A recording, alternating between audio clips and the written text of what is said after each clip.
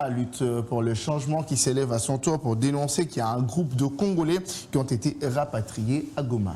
Exactement, la louche a en fait s'indigne de la manière dont ces Congolais sont arrivés à Kinshasa, sont passés par le contrôle. Parce qu'il faut contrôler au niveau de frontières pour ne pas laisser le genre ou le cas suspect de Covid-19 de venir ici en RDC. Goma, jusque-là, n'a pas encore enregistré de cas de Covid. Avec cette légèreté dans nos différentes frontières, on risque d'avoir de cas de Covid-19 dans certains coins et recoins de Kinshasa, raison pour laquelle la Lucha monte au créneau pour dénoncer cette manière de faire. Pour les emplois de formation et de la communication, Jacques Isongo de la Lucha a également fait le résumé de leur dénonciation dans l'est de la RDC. Exactement, on va devoir prendre ces images, on se retrouve après pour en faire un commentaire. Regarde.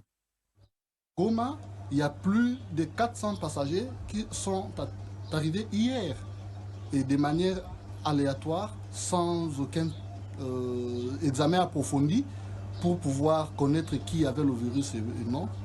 Et ces gens sont déversés dans la masse et dans la population de Goma. Ce qui nous donne encore des arguments pour dire que les mesures ou l'isolement de Kinshasa et en fait de Lubumbashi maintenant sont des mesures plus qu'urgentes qui s'imposent. On doit isoler les villes déjà touchées et nous craignons déjà que même à Goma ou ailleurs dans d'autres cités où les avions atterrissent chaque jour en partance de Kinshasa, il est fort probable que le virus a quitté Kinshasa vers ces villes. Par conséquent, la Lucha est préoccupée et trop inquiet par rapport à cette situation et je pense nous allons saisir le président de la République pour lui demander de prendre des mesures ou d'instruire à ce que les services appropriés puissent prendre des mesures conséquentes.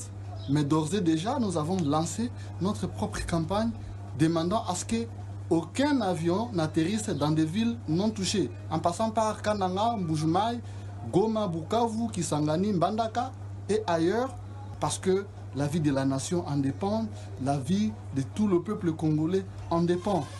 Il n'est pas tard pour mieux faire. Le président de la République, son gouvernement et tout autre acteur dans le secteur sectoriel de lutte contre cette pandémie peut faire quelque chose pour justement arrêter cette pandémie. Le service minimum